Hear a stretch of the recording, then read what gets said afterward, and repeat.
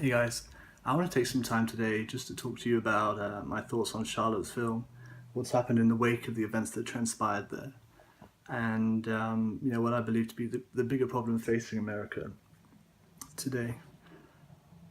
So Charlottesville, we have a tiny, insignificant number, a small group of angry, disillusioned men and women who are protesting against the removal of a Confederate statue.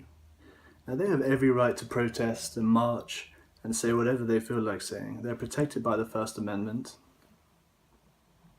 Just like if a bunch of communists want to march and rant about the bourgeoisie or how misunderstood Stalin was, they have every right to do so. And I oppose any censorship of these groups. Now, things took a turn for the worst. Violence escalated and a woman was killed. Heather Heyer, I think her name was. I'm sorry if I got that wrong. But this is ultimately what people should be taking away from this event. Is a woman died. But instead, I see people going on Twitter, going on Facebook, trying to condemn the far right, ignore the problems of the far left, and it astounds me. Now, the violence only started once those on the left arrived and escalated the issue. And since the US primaries, this is the first time I've seen any violence from any right-wing group. And I have lost count the number of videos I've seen of members of fringe leftist movements like Antifa or Black Lives Matter, acting violent, burning down buildings, throwing Molotov cocktails, throwing urine, hitting people with sticks, punching people, hitting people with bike locks, and this continues to be ignored by the media. Now, Trump comes out and condemns both sides, which he was perfectly correct in doing so. As soon as he condemns one side over the other, emboldens both of them. One is going to feel oppressed and garner sympathy.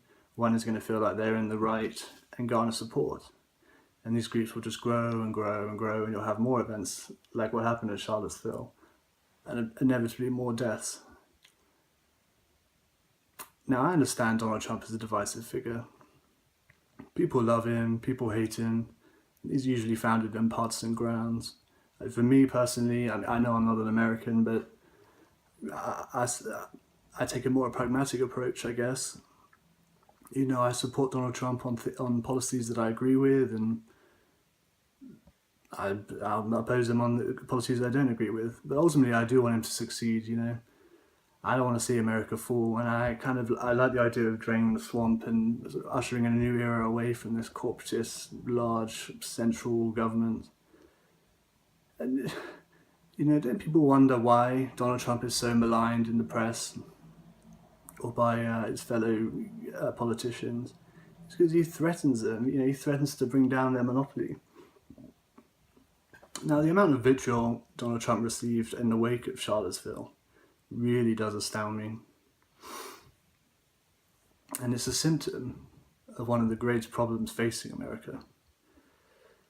And this is that, predominantly most politicians, mainstream media, public influential figures have all moved to the left, and the majority of the left has gone completely insane. Now, example of sort of left-wing logic, right?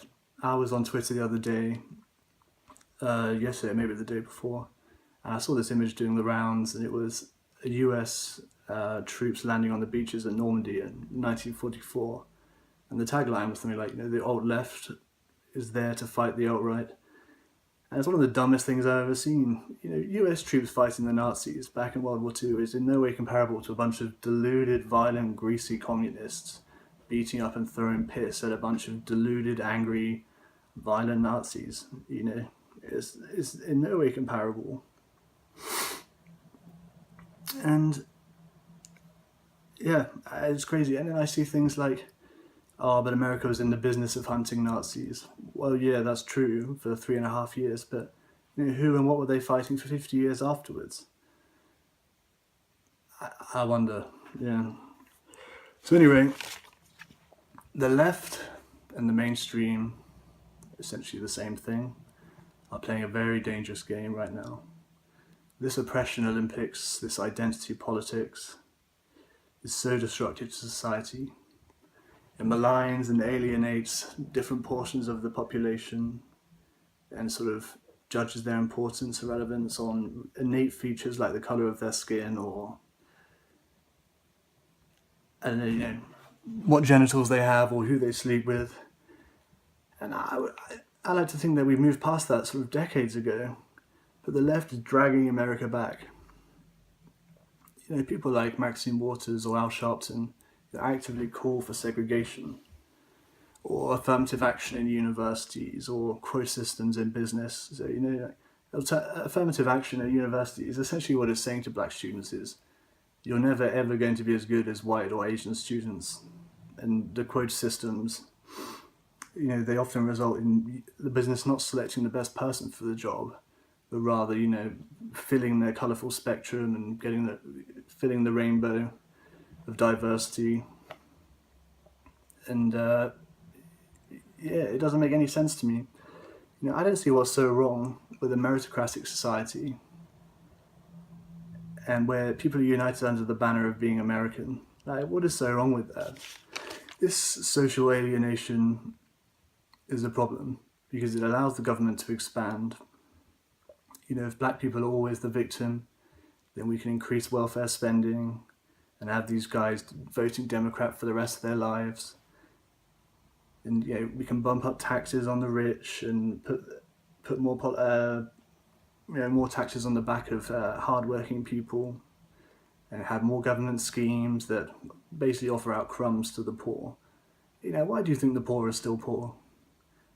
Why do you think these inner cities that are laden with crime are all run by Democratic mayors? Large corporatist government and their lapdogs in the media are the problem. They take your money, they spend it inefficiently, and then the media lies to you. I mean, they're lying to you.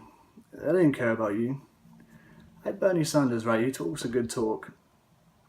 The self-proclaimed socialist, and he talks about the 1% and sharing the wealth, and, you know, all the sort of socialist delusions. He's a hypocrite. He's part of that 1%. He's a multi-millionaire with 2 or 3 mansions.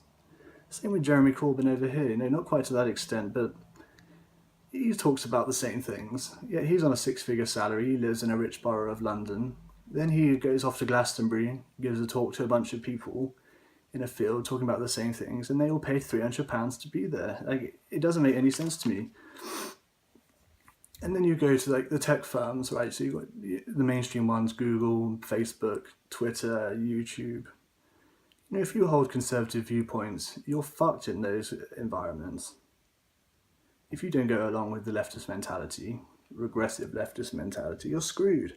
I look at James Damore at Google recently.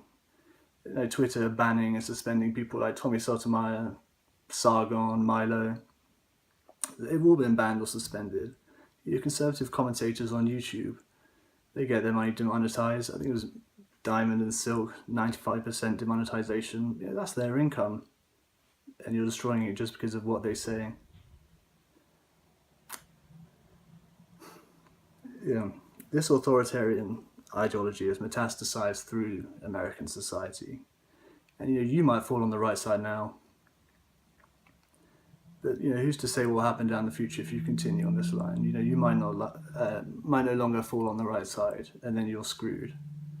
So I urge any Americans who are watching this video to, you know, see past this warped post-truth reality that you're being fed.